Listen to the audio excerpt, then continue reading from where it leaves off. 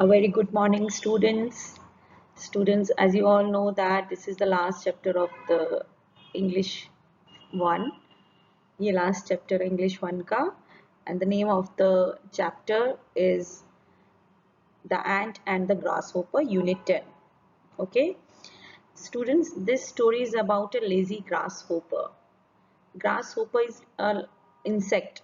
ये एक insect है, grasshopper. ग्रीन कलर का होता है ये. Okay. सो वो बहुत लेजी होता है. लेजी मतलब आलसी होता है, right? So the grasshopper was so lazy and he spent his whole day whole time idle, मतलब पूरा टाइम वो बेकार अपना टाइम व्यतीत करता है, राइट? व्यतीत मतलब स्पेंड करता है, मतलब कोई काम नहीं होता, पूरा दिन सोया रहता है. जो पूरा दिन कोई काम नहीं करते, सोए रहते हैं, उसको हम लेजी बोलते हैं, आलसी बोलते हैं. ऐसे ही ग्रास ऊपर भी था. That was the summer season, और वो समर सीजन चल रहा था. समर सीजन सबको मालूम है, गर्मी का सीजन, गर्मी का दिन. तो उस टाइम पे जो एंड्स होती हैं वो बहुत हार्ड वर्क करती हैं. They store the food for the winter. वो विंटर के लिए अपना पूरा फूड स्टोर करके रखती हैं. उनको पता होता है कि विंटर के टाइम हम लोग बाहर नहीं निकल पाएंगे क्योंकि बहुत ठंड होती है विंटर में, तो कोई भी इंसेक्ट बाहर नहीं आता है. वो सब अपने अपने घर में रहते हैं. तो उनको पता होता है कि अगर हम अभी फूड को स्टोर नहीं करेंगे तो फिर विंटर में हमको कुछ खाना नहीं मिलेगा. बट जो ग्रास ऊपर होता है वो तो आलसी होता है, उसको कुछ लेना देना नहीं होता, और वो एंड्स के ऊपर हंसता है. The grasshopper often laugh on them. So क्या होता है कि summer ended and winter arrive. जब समर खत्म होता है और विंटर स्टार्ट होता है तो it start snowing. The snow was everywhere. There was nothing to eat. कुछ खाने के लिए भी नहीं होता इंसेक्ट्स के लिए. So the grasshopper suddenly remembered that he saw its neighbor ants storing food for the winter.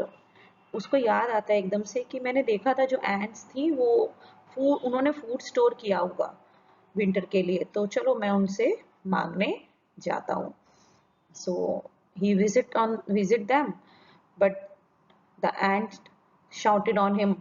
जो ants होती हैं वो उसके ऊपर चिल्लाती हैं and called him lazy. उसको बोलती है कि तुम तो बहुत आलसी हो, चले जाओ यहाँ से, हम तुम अपना खाना नहीं देंगे.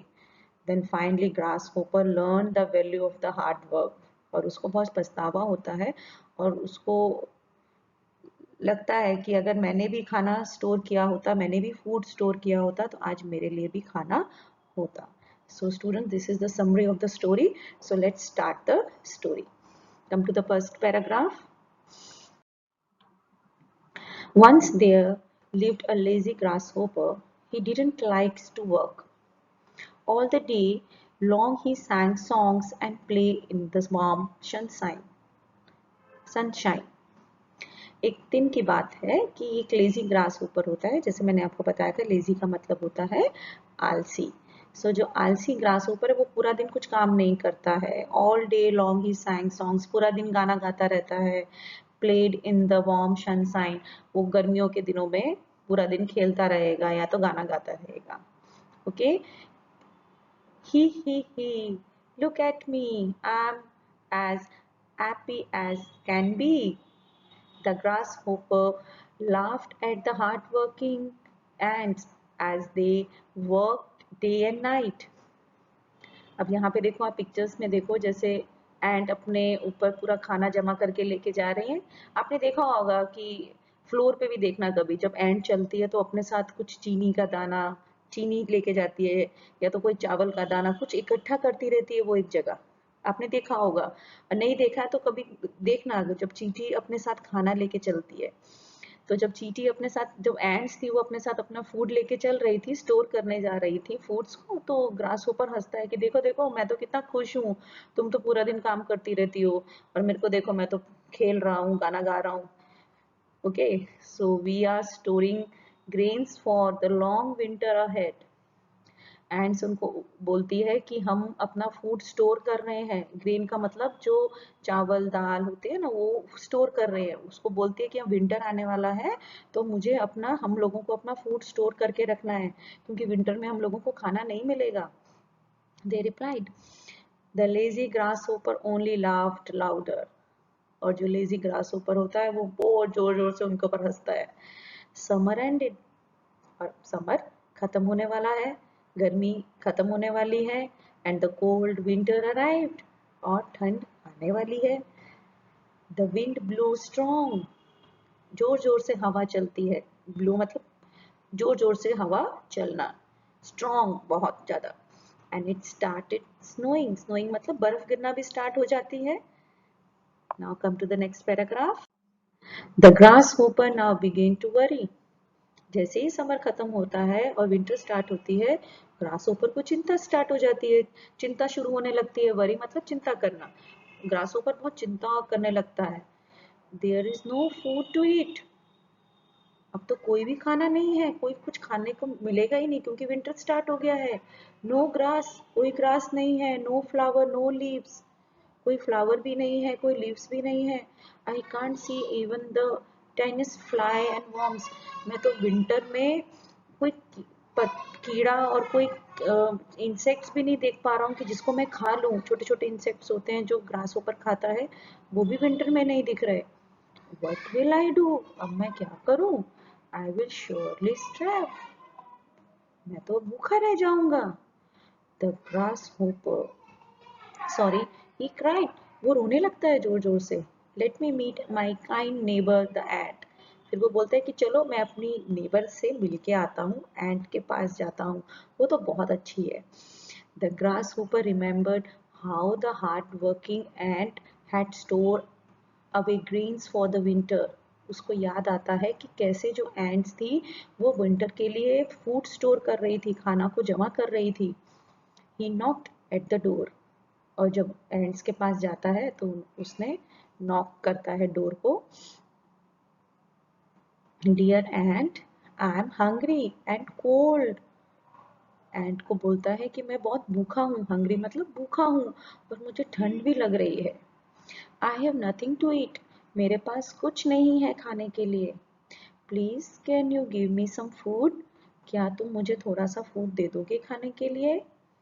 The ant Shuk in anger, और एंट को गुस्सा आता है, एंट बहुत गुस्से में हो जाती है। Lazy one, lazy one, what were you doing all summer, तुमने पूरे समर में किया क्या। You were only singing and dancing, पूरी गर्मी में तुमने सिर्फ डांस किया और सिंगिंग किया।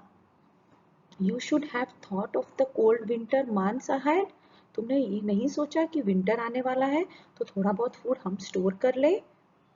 तुमको तो कोई, तुम तो लेजी हो, तुम तो आलसी हो। ये कौन बोलता है? एंट्स बोलती हैं ग्रास ऊपर को। क्यों बोलती है? क्योंकि जो ग्रास ऊपर है वो एंट्स के पास फूड मांगने के लिए जाता है। Okay, go away, she slammed her door shut, और जोर से उन्होंने अपने घर का दरवाजा बंद कर दिया। The lazy grasshopper was left as hungry as before, और जो ग्रास होपर होता है वो भूखे का भूखा ही रह जाता है। So this is the story, and the moral of the story is hard work today and you can reap the benefit tomorrow, अगर आज आप हार्ड वर्क करोगे तो जो उसका बेनिफिट है वो तुम्हें कल मिलेगा। जैसे एंट ने हार्ड वर्क किया, अपना फूड को स्टोर किया, पूरा दिन पूरी रात लगा दी उन्होंने, पूरा समर लगा दिया अपने फूड को स्टोर करने के लिए, कि वो विंटर में जो 4 मंथ्स विंटर के होते हैं वो 4 मंथ्स उनका खाना स्टोर रहेगा, तो उनका पेट भरा रहेगा, वो जिंदा रहेंगे। Right, moral of the story is कि हार्ड वर्क करने से ही तुम्हारा जो कल है वो अच्छा रहेगा। मीन स्टूडेंट्स, अगर आप आज हार्ड वर्क करते हो तो रिजल्ट अच्छा आता है ना। अगर आप पढ़ते हो तो ही आप मार्क्स लेके आ सकते हो, अगर आप पढ़ोगे नहीं, आप लर्न नहीं करोगे, तो एग्जाम में कैसे मार्क्स आएंगे? 0 मार्क्स आएंगे, राइट। ऐसे ही ग्रास होपर ने भी हार्ड वर्क नहीं किया, वो पूरा दिन खेलता रहता था, पूरा दिन गाना गाता रहता था। लास्ट में क्या हुआ? उसको खाना नहीं मिला। अगर यही उसने विंटर में, समर में अपना खाना स्टोर किया होता तो वो किसी से कुछ मांगने जाता? नहीं मांगने जाता ना, वो एंट के पास भी नहीं जाता। अब एंट ने तो अपना फूड स्टोर कर रखा था, उन्होंने हार्ड वर्क किया, उन्होंने डे एंड नाइट निकाल दिया फूड स्टोर करने में, फिर उनको विंटर में कोई प्रॉब्लम नहीं हुई।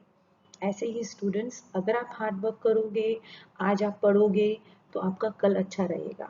अगर आज आपने सेकंड स्टैंडर्ड में अगर आपने अच्छी तरह पढ़ाई की है, आपको बहुत कुछ अच्छी तरह आपने लर्न किया है, तो आपका थर्ड स्टैंडर्ड में आपको अच्छी तरह समझ में आएगा। ओके, मेरा मतलब यही है कि आप इंग्लिश वन तो लर्न करते ही हो। आप अभी अगर रीडिंग हैबिट डालोगे, तो आपका जो थर्ड स्टैंडर्ड है, फिर आप फोर्थ स्टैंडर्ड में आपको कोई प्रॉब्लम नहीं होगी, राइट? सो रीडिंग हैबिट डालना बहुत ज़रूरी है। ऐसे ही इंग्लिश ग्रामर में भी, इंग्लिश ग्रामर आपका अभी बेसिक्स चल रहा है। अगर आपको कुछ बेसिक ही समझ में नहीं आएगा, तो आपको थर्ड स्टैंडर्ड में बेटा प्रॉब्लम होगी। सो आपको लर्न करना है, अच्छी तरह पढ़ना है। देखो, आपके पास बहुत टाइम होता है, रीडिंग के लिए भी बहुत टाइम है।